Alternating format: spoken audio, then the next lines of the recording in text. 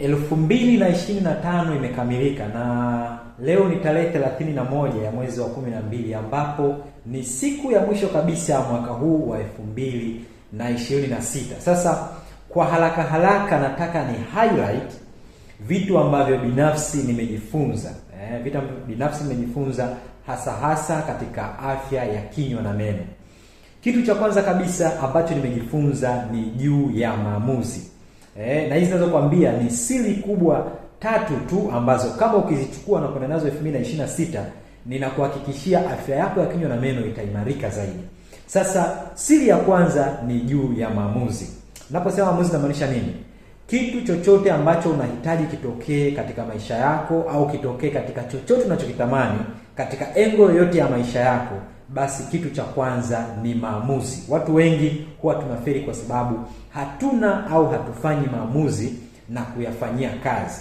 Wengi tunaweka malengo lakini hatui na maamuzi. Sasa kuanzia leo fanya maamuzi. Maamuzi gani ambayo ni bora kwako yafanye 2026 ili kuimarisha kinywa chako? Maamuzi ya kwanza ni ya kuhakikisha unafanya maamuzi ya kusafisha kinywa chako hasa nyakati za usiku.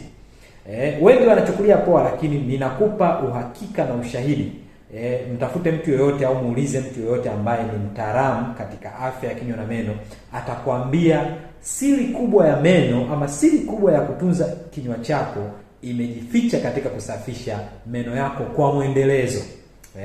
Lakini siri ya pili kabisa ni nini? Siri ya pili ni kusafisha kinywa chako, professional cleaning. Hapa namaanisha kusafisha katika vituo vya afya.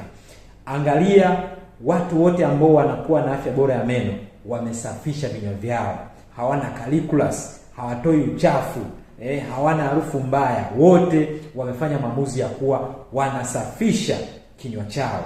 Lakini siri ya tatu ni ipi? Siri ya tatu na ya mwisho ambayo hii ni ya muhimu sana na nimeiona mwaka 2025 ikifanya kazi kwa watu wengi.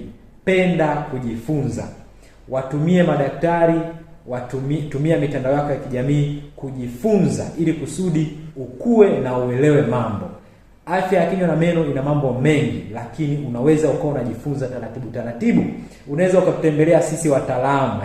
Check up haina maana kwamba lazima tu uje ufanye usafi ama uje ufanyiwe check up ya kinywa na meno. Unaweza ukaja pia kufanya check up lakini kuuliza maswali na vitu vyote vinavyokutatiza. Kuwa mtu wa kujifunza, utaona 2026 itakavyo badilika. Mimi nikutakie heri ya mwaka mpya yenye baraka tele, lakini zaidi tuendelee kutunza afya zetu, hasa afya